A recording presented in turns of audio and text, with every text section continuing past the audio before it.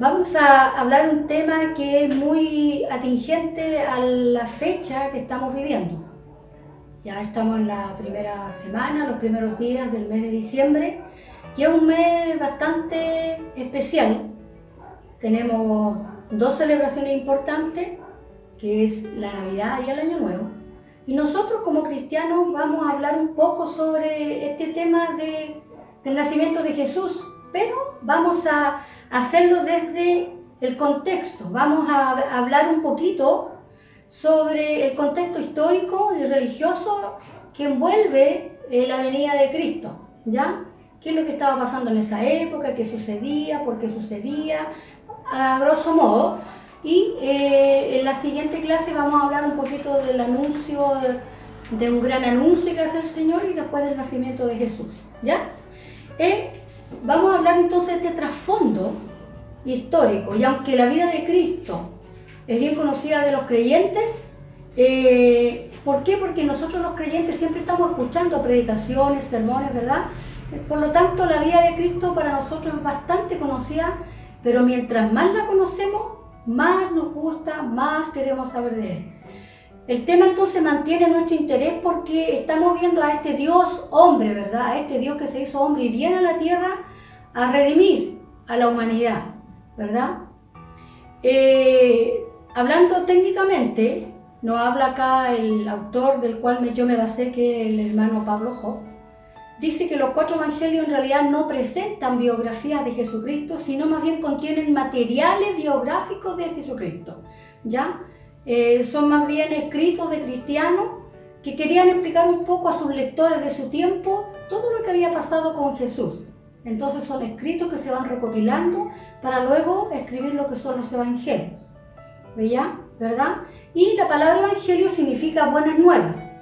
Buenas nuevas, nuevas de salvación, ¿ya? Entonces, ¿cómo eran las condiciones políticas, sociales, religiosas de la época de Cristo?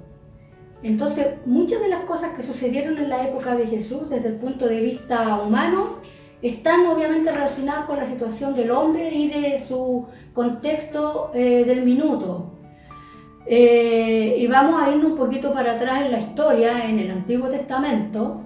Entonces nos vamos a encontrar con que el descontento de los judíos con el gobierno romano, las instituciones del judaísmo, el surgimiento de partidos religiosos, las enseñanzas de las sectas judías y el sistema del imperio romano fueron factores que influyeron en la forma en que Jesús será recibido y en la forma en que se divulgaría el Evangelio en su ascensión.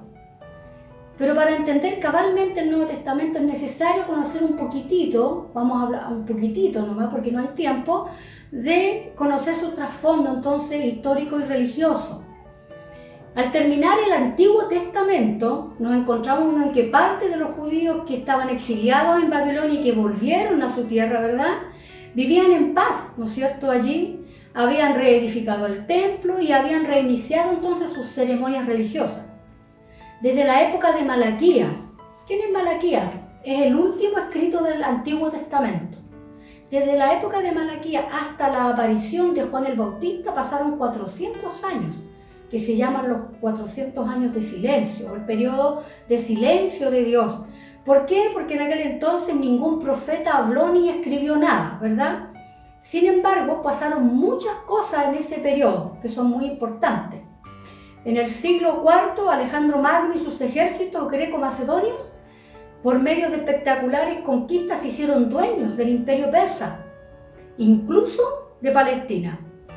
Pero Alejandro murió joven, en el año 323 a.C., y no deja herederos, ¿no es cierto? Y después de muchas discusiones y luchas entre sus propios generales, estos se pusieron de acuerdo para dividir todo el territorio que había sido conquistado. Un general se hizo cargo de Egipto, otro de Mesopotamia y Siria, un tercero de Grecia y Macedonia, y luego Palestina pasó por largos años de inestabilidad política.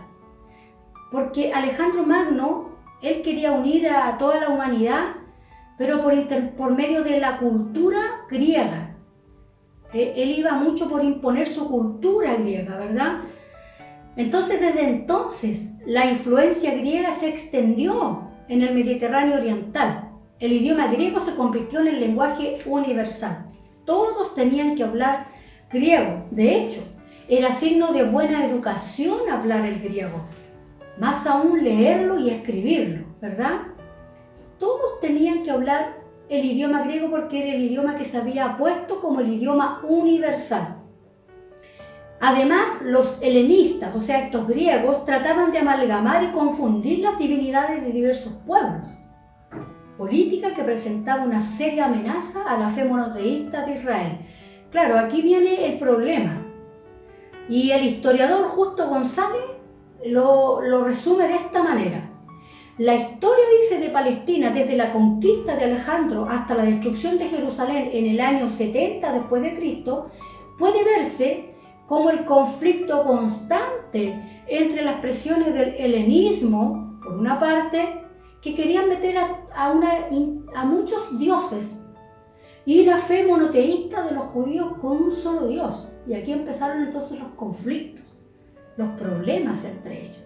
Entonces venían este problema y se tornó tan violento esto, más aún cuando Antíoco Epífanes, rey de Siria, se apoderó de Palestina en el 175 a.C. Este monarca, ¿qué hace?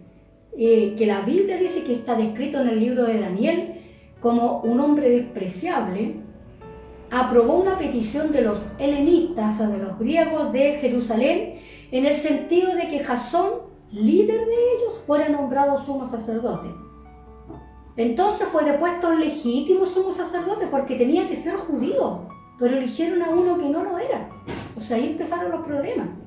Entonces el legítimo sacerdote fue depuesto y el gobierno tradicional entonces de sacerdotes y ancianos fue reemplazado por el de una ciudad-estado al estilo griego.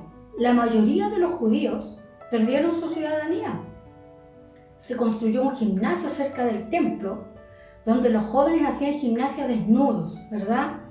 Y hasta los sacerdotes jóvenes abandonaban el templo para ir a participar de esa gimnasia, algo que para los judíos era una aberración. Y los judíos comenzaron a helenizarse. Cuando hablamos de helenizar, estamos hablando de la cultura griega. Ellos comenzaron a ser cada vez más griegos y a olvidar su propia cultura.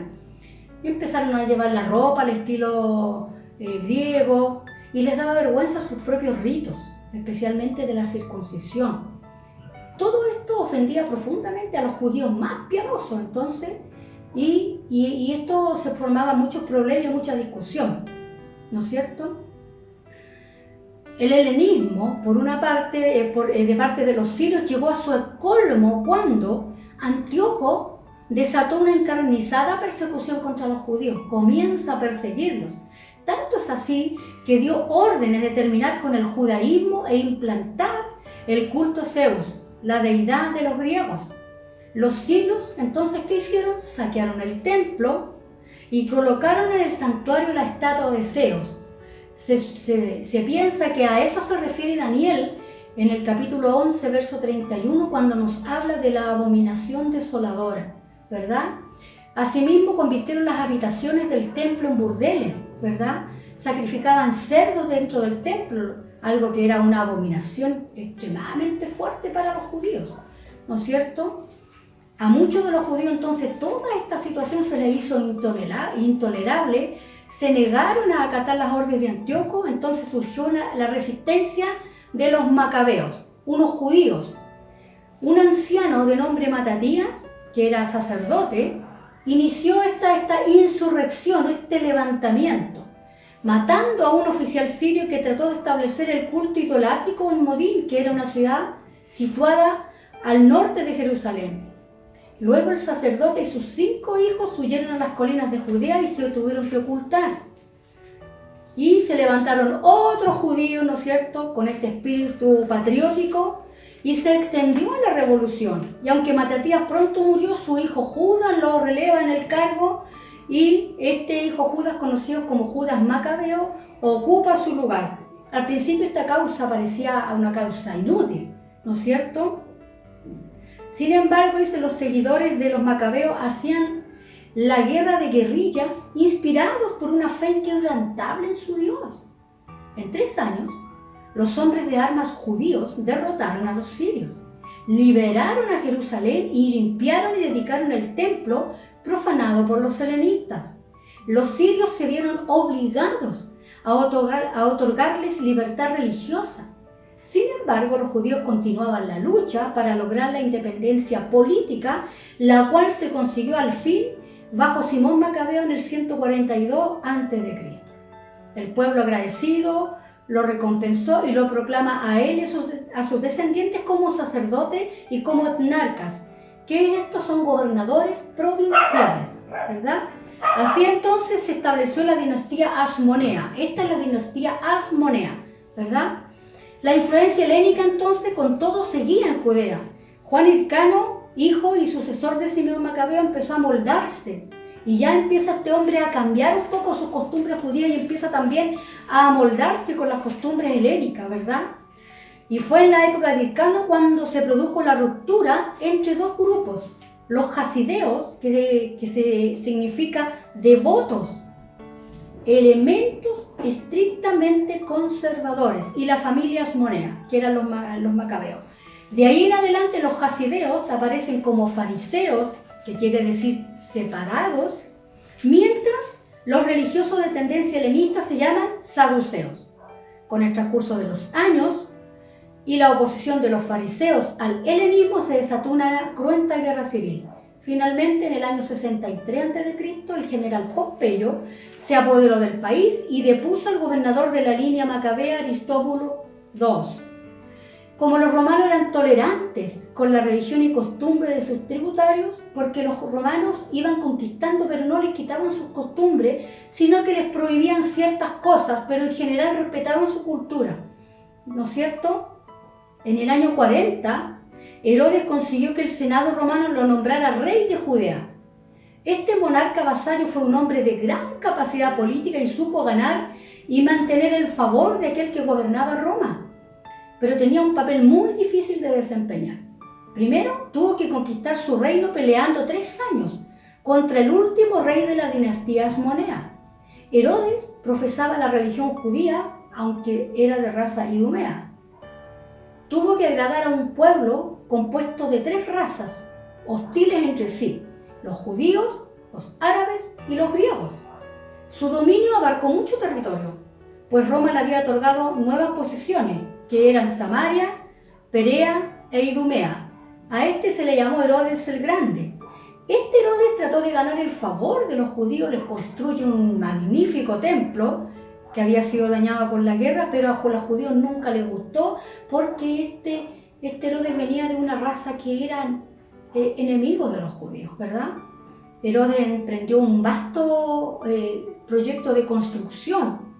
Remozó las ciudades, edificó muchas cosas, muchas casas, muchos lugares, pero esto aumentó el impuesto y hizo insostenible la vida de la gente en ese lugar. Los impuestos fueron aumentados porque se necesitaba plata en las arcas, ¿verdad? Este rey era muy malo. Se casó con una mujer que era de la aristocracia asmonea, era muy astuto. Dividió entonces la oposición, él sabía lo que estaba haciendo. Abolió la aristocracia y reprimió toda oposición, exterminando a sus enemigos, reales o supuestos, incluyendo a sus propios hijos y a su mujer, ¿ya? Este era el Herodes que vivía cuando nace Jesús. Cuando muere Herodes, su reino fue dividido entre 3 de sus hijos sobrevivientes: Arquelao, que heredó Judea y Samaria; Herodes Antipas, rey que ordenó decapitar a Juan el Bautista, que tomó Galilea y Perea; y Felipe recibió Iturea, Traconite y los territorios del noreste. Sin embargo, dice, la brutalidad de Arquelao precipitó una gran oposición de parte de los judíos, y los romanos entonces lo desterraron. Estos pusieron a Judea y Samaria bajo el control de un procurador, un gobernador responsable directamente a los romanos, ¿no es cierto? Cirenio, que era gobernador de Siria, nombró a un soldado romano, Coponio, para este puesto y ordenó un censo con el fin de imponer tributo. Así se precipitó la sublevación dirigida por Judas, el Galileo. Aunque la revuelta fue dominada, los judíos más fanáticos se separaron de los fariseos y formaron el partido de los celotes, el cual mantenía el espíritu revolucionario. El fanatismo de los celotes llevó finalmente a Israel a la ruina, pues inspiró a los judíos a tratar de sacudir de sí el yugo romano en el año 67 después de Cristo. Durante el periodo de Cristo, todo el mundo civilizado, salvo los pocos conocidos reinos del lejano Oriente, estaban bajo el dominio romano. Los judíos gozaban de cierta libertad política y religiosa, pero tenían que pagar pesados impuestos al gobierno romano. Los soldados romanos estaban acantonados en las ciudades y en los pueblos, y un recaudador estaba en cada puerta de cada población de importancia cobrando los tributos. En este escenario, a grosso modo descrito, de esta opresión, de esta persecución a su Dios, queriéndoles imponer otros dioses, de que sus propias gentes, sus propios judíos se dividieran entre ellos. Vemos que los judíos y los celotes se dividen ellos, forman diferentes grupos y entre ellos se vuelven también un poco antagonistas entre sí. Todo este escenario, esta pesada carga de impuestos, hace que empiecen los judíos a leer a los profetas del Antiguo Testamento y a recordar que Dios les había prometido un libertador. ¿Quién era este libertador? Era el Mesías. La esperanza mesiánica empieza a crecer en los corazones de estos judíos y empiezan ellos a esperar a este Mesías. Este es el escenario que estaba cuando nace Jesús. Pero la invitación para nosotros es: ¿cuál es tu presión? ¿Cuál es tu desesperación? ¿Qué es lo que te aprisiona? ¿Qué es lo que te carga? ¿Cuál es tu problema? Hoy no tenemos que esperar al Mesías, Él ya vino. Puedes ir a Él, recurre a Él. Si tienes algo que te oprime, una dificultad, un problema, un diagnóstico médico, algo imposible para el hombre, Dios está hoy dispuesto para ti. Así que te invito a que vayas a Jesús y entregues toda tu vida a Él y tus problemas, y el Señor hará conforme a su misericordia. Que el Señor les bendiga y lo espero en la próxima lección. Dios les bendiga.